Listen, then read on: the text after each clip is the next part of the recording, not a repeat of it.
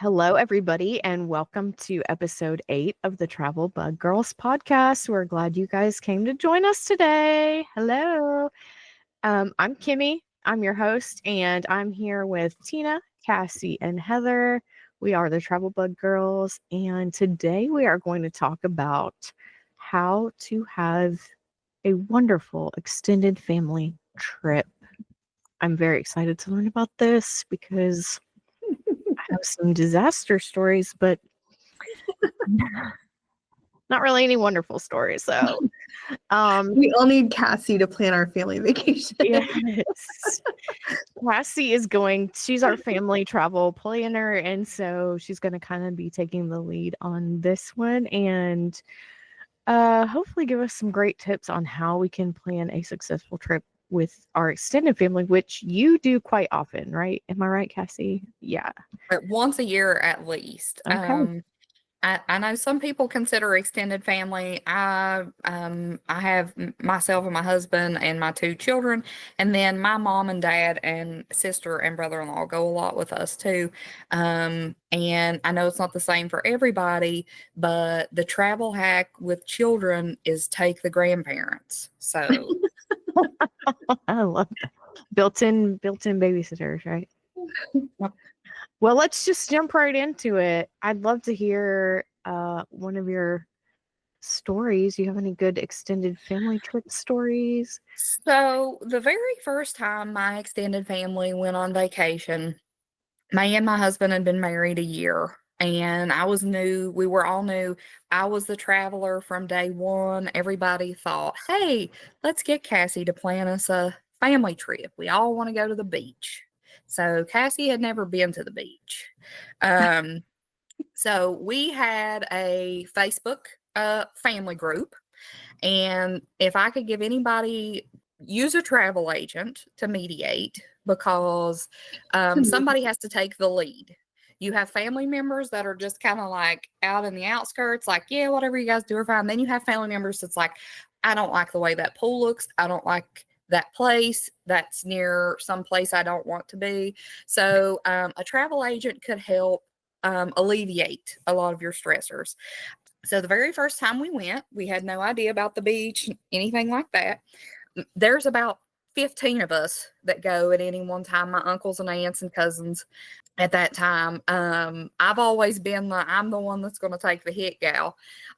So we went, and my oldest uncle, he does a lot of things. He works on his computer, he's on his computer, he watches the news a lot. He's very high stress, high strung kind of guy. He doesn't like to do a lot of activities. My family we had a lot of little kids. I didn't have little kids at the time, but my sister was like 4.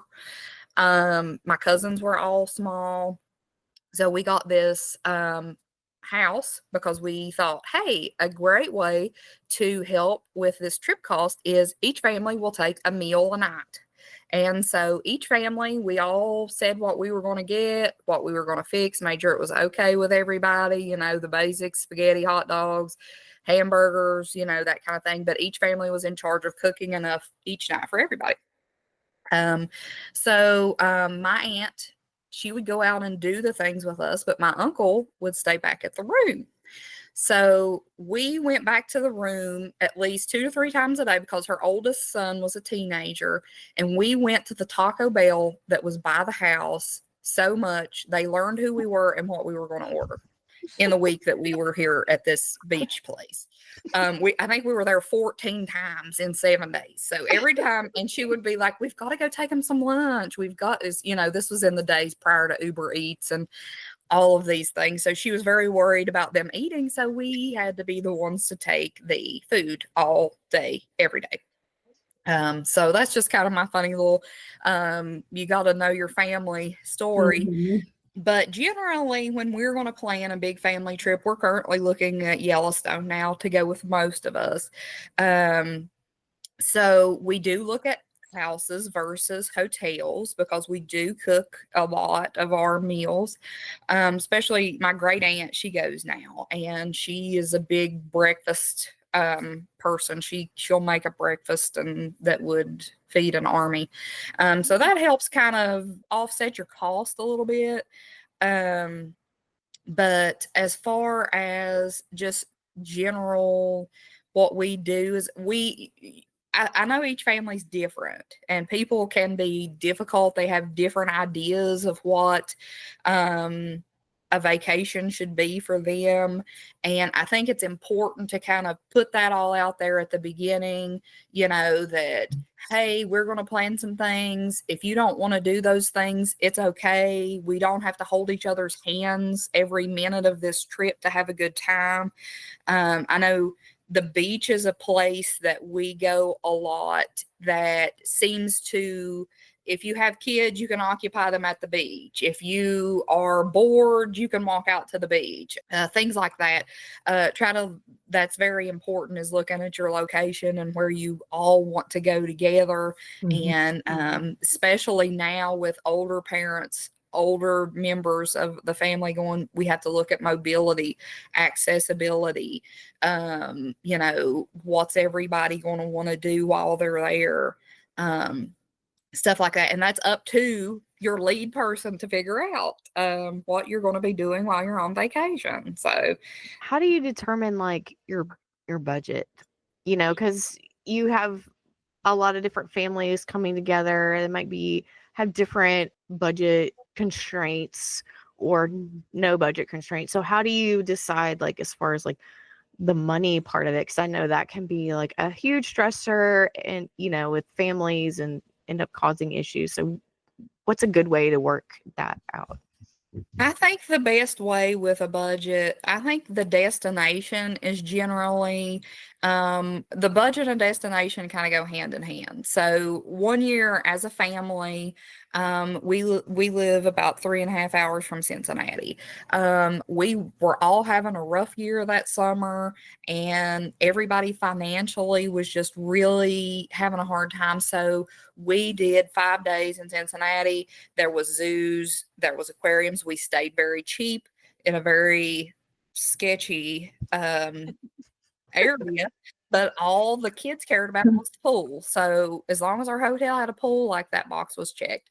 We ate cheaper. We didn't go out to steakhouses and things like that.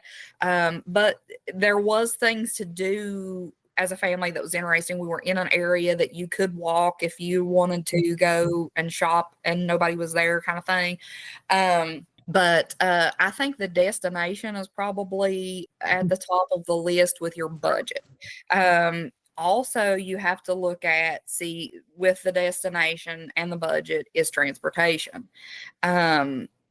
I have, and most frequently, rent a 15-passenger van that we pick up and we all split the costs. We have before, if one family specifically having kind of a difficult financial time and the rest of the families want to stay in a nicer place, we will take X amount of dollars from this family that's having a hard time and split it up between the three families that are wanting the nicer place. So they're kind of like paying an extra cost. But my family's not really a, you owe me $20 kind of family. We all go to have a good time, and we do what we can to help each other. I know that's not across the board kind of how it is, but that's just how we do it. And generally, when we're looking at accommodations, like I said, we always go for a house versus a hotel room. However, I will say, because I am a Disney travel agent, I will not stay outside of the Disney bubble if we go to Disney, under no circumstances. So we would rent when we go. And this is another thing with having a travel agent. We stayed in family suites before at Disney when my mom, and so there's 8 of us. So we stayed in a family suite. However, sometimes it's cheaper to book 2 adjoining rooms than it Right. is to pay the extra to have the family suite, because you pay a little higher rate. So that's another good thing with having a travel agent, is they can check all of those prices and know if a room sleeps 5 people or sleeps 6 people or 8 people or whatever. But transportation is definitely a biggie. if you're trying to get all of those people somewhere, you have to move them from point A to point B. And I know my family, we're from the country, like my bunch ain't Ubering nowhere. If it's outside of me and my husband and my mom, like they ain't Ubering. So we gotta figure that out.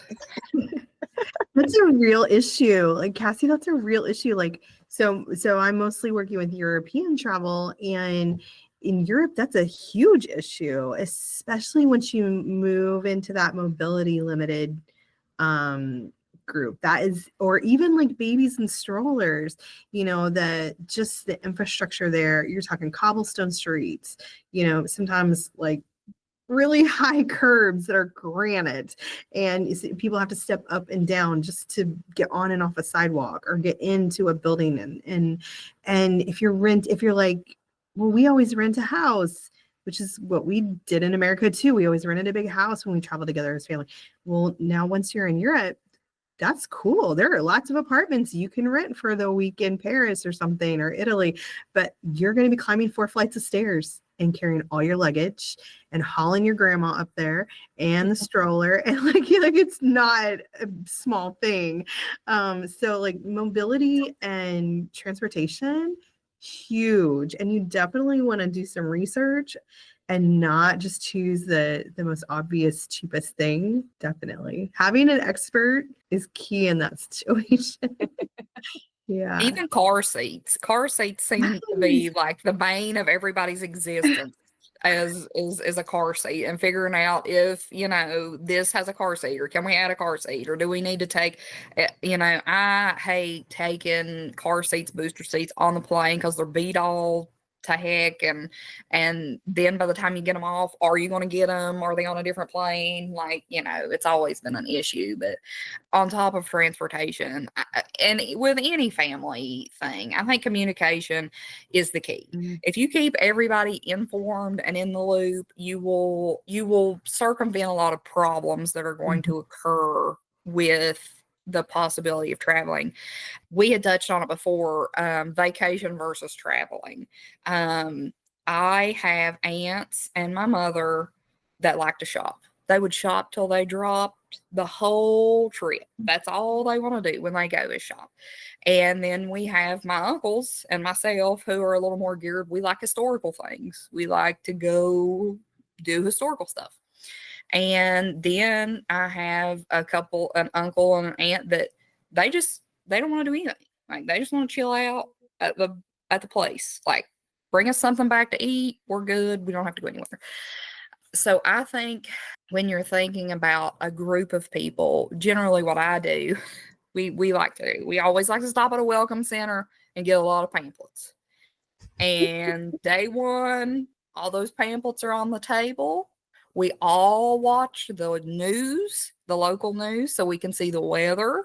So we can kind of plan our week around, number one, what the weather is going to be, and number two, what's everybody want to do. It's very helpful to, kind of have that. But it's also super, you need to be flexible. You need to be flexible with people. People get sick. People have bad days. You may have planned the best day ever, and everybody is just not feeling it today.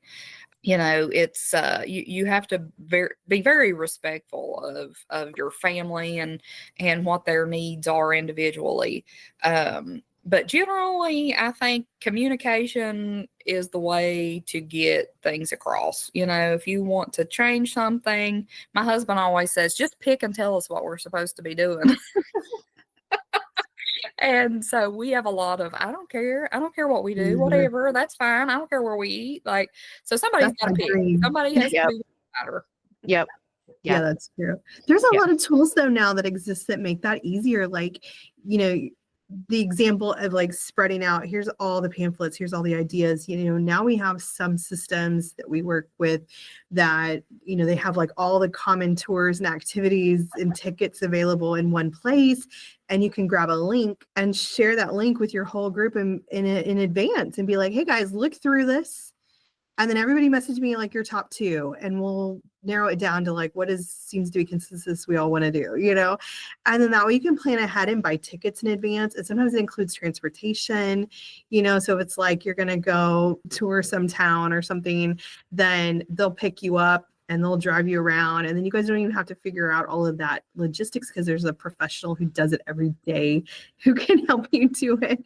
And so sometimes those tools can make it even easier for you to do exactly what you're talking about, Cassie. I think what you said about like I feel like every family needs that one person that's willing to say, like, when everyone's like, oh, I don't know, I don't care. Like, there has to be that one person that's like, okay, we're going to do this. This is, you got to have one person that's like willing to kind of take charge and get things done.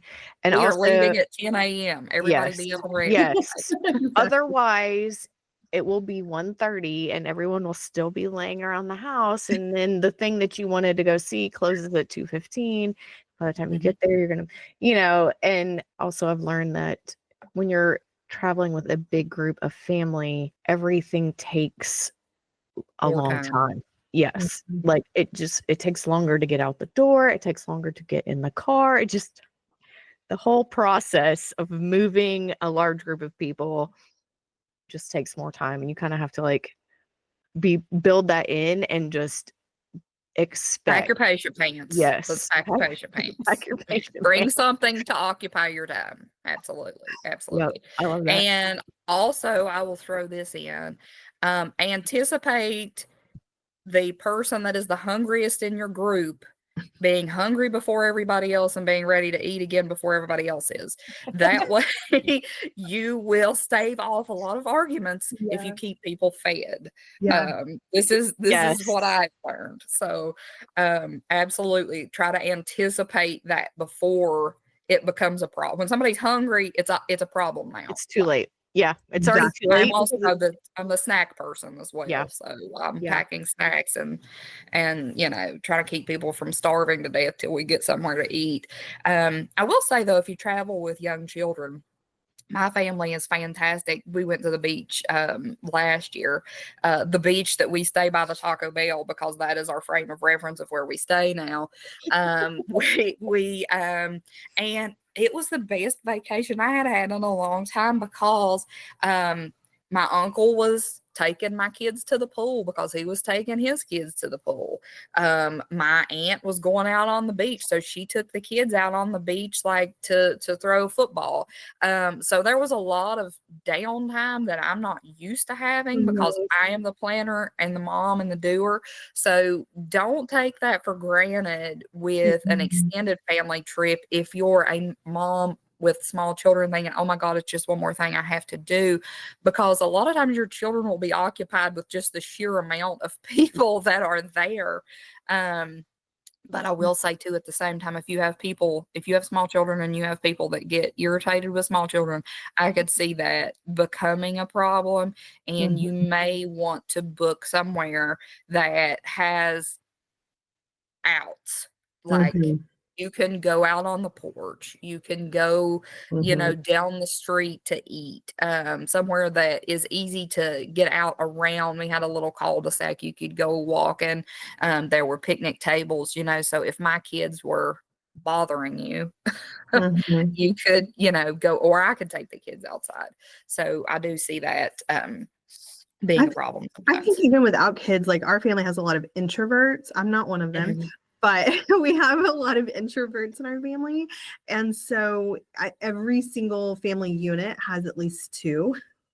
So when we plan travel or even holidays at this point, we have gotten to where we plan for that. So we're like, okay, we're going to have downtime to balance out our active. Like everybody's participating now, but you're going to have some downtime after, and then also we've gotten to where we try to consider, like, do they have a place to escape to? Yes. And they, like, if we're all sitting around watching TV and chattering and they're like, I'm peopled out, can they go somewhere and close a door and be away from us that is not going to be problematic or like rude, will they have to get in their car and leave the building, or can they go somewhere private and enjoy themselves? And so that has really increased the enjoyment as a group since we started being intentional about that. And so when you're choosing locations, you might want to consider that if you have introverts, even if everybody's grown, like we don't have babies in the house anymore, but everybody's grown, but still it's a real issue if we haven't planned for it. That's a great point, because we have the same, like we have 5 kids, so like we're a big family just with our own family, not even adding in extended family, and we do have some extreme introverts and some extreme extroverts, and you've got to build in places for both, and allow for that downtime, but also allow, we went to the beach last summer and we looked for a place where if some of the kids just needed some downtime, they could stay in the we did a Airbnb where they could hang out, in their room and just have some quiet time. But there were things like in the little neighborhood where we stayed that those that wanted to keep going could go on their own, it was still safe, but they could have some activity and, kind of give that separation. And like with older kids, or even, older, like grown family, we brought stuff to do at night and in our downtime. Like, so we brought like card games and stuff like that, so that when we were hanging out at the house, we, had something to do to like connect and bring everybody together. But we didn't always have to be out somewhere, doing something. It's good to have built-in time to relax. Have you guys come up against any like conflicts or disagreements, or that you've had to like work through as a family? On our last beach trip, somehow I did not estimate the amount of beds that we needed. I don't know what happened in I don't know. I don't know if I read something or understood it to be wrong, but we were a bed short. So each family took a turn one night. They had to sleep on the couch bed. So we had some rooms upstairs that were kind of like the moving rooms that they had their stuff in, and so they went to their bathroom. But we did have, but nobody really complained. I mean, we all kind of laugh a lot of things off, and they were like, "Well, next time, we'll double check the number of beds versus people." I really think what happened was, I had an uncle that wasn't sure he was going, and he didn't think he was going until the last minute, so I didn't count him.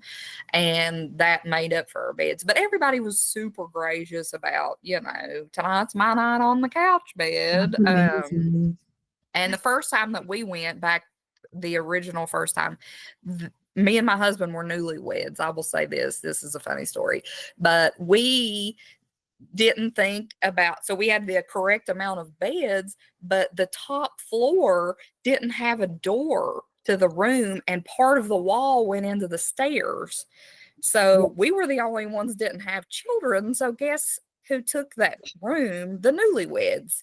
And we were laying in bed one night, and my 16-year-old cousin the living room was on the other side of that. He laid on the couch. And so me and my husband were in bed one night. We were just kind of talking to eat, how you'll talk in bed. And my cousin just chimes in like he's in the room with us. And we just had just a fantastic conversation till midnight, laid up there and laughed about it. But the only problem with that was my oldest uncle's an early riser, and he would get up at 6 a.m. and turn the TV up to 100. And so me and my husband was staying up till midnight laughing with my cousin in the living room. And then we were being awoken at 6 a.m. with the TV at like 100.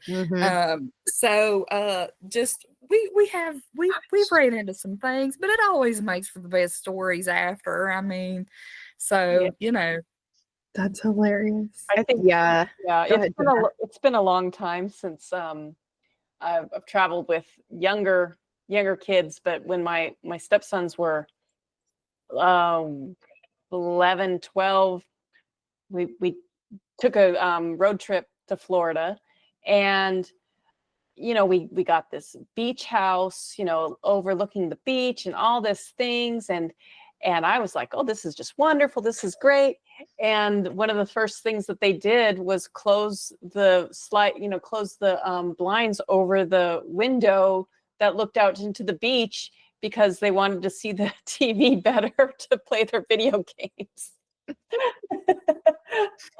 And you were like, this is not what I had in mind. Yeah. And so I paid a lot of money for that view. yeah. So that was, I had expectations where the kids were going to be like, oh, I think that's a stepmom problem. It's like, oh, this is going to be the most fantastic group. And oh yeah, I think I'd want to just play my video games. I think expectations are really the key though, right? For Yeah. all of that. Like when it Yep. comes to traveling with any group that's not just like your immediate people,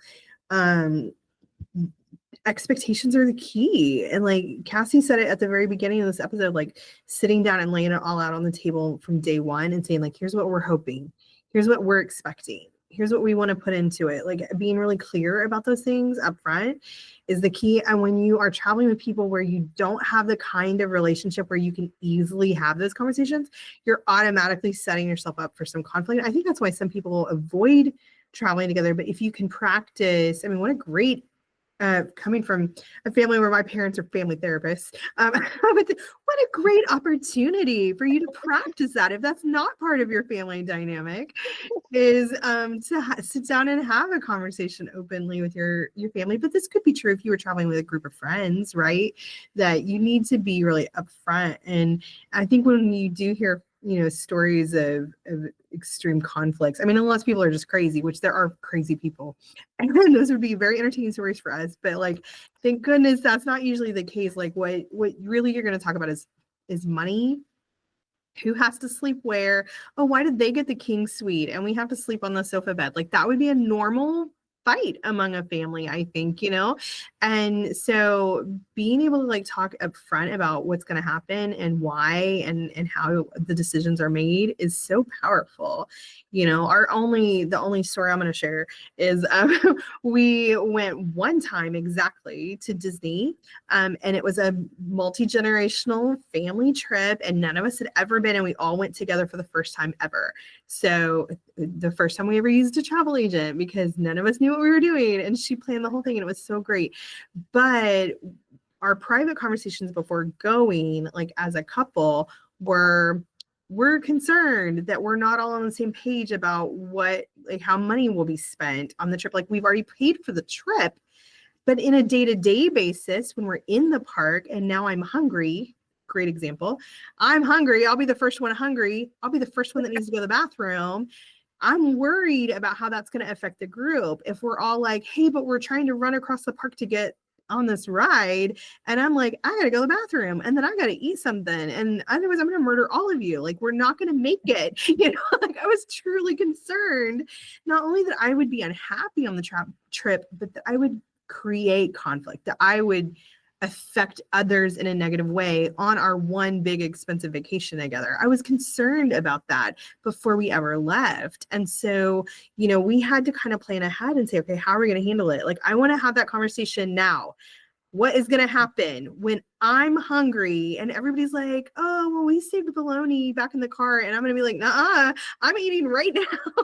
And I don't care what you are doing. I'm going to eat, And so just to have that conversation ahead of time so that we didn't have a fight in the middle of the park and then ruin like 3 days of everybody being tense because I lost my cool being hungry one day, So I think really communication ahead of time of what you're expecting and having backup plans about how you're going to deal with things if there is a conflict that you foresee is going to happen is such a great way to just manage it before you even get there. Like, get ahead of it.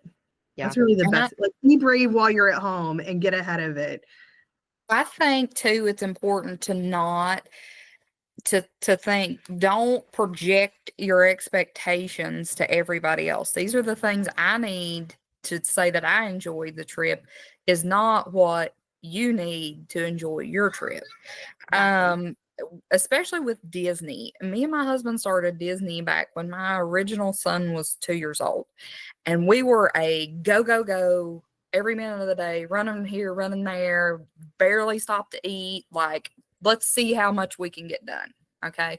Fast forward to my baby being born, who is now 4. He slowed us down quite a bit.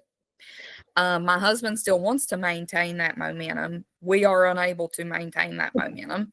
Now add on my mom and dad who have mobility issues, and my sister and her husband who are just slow by nature. You really have to dial down your expectations.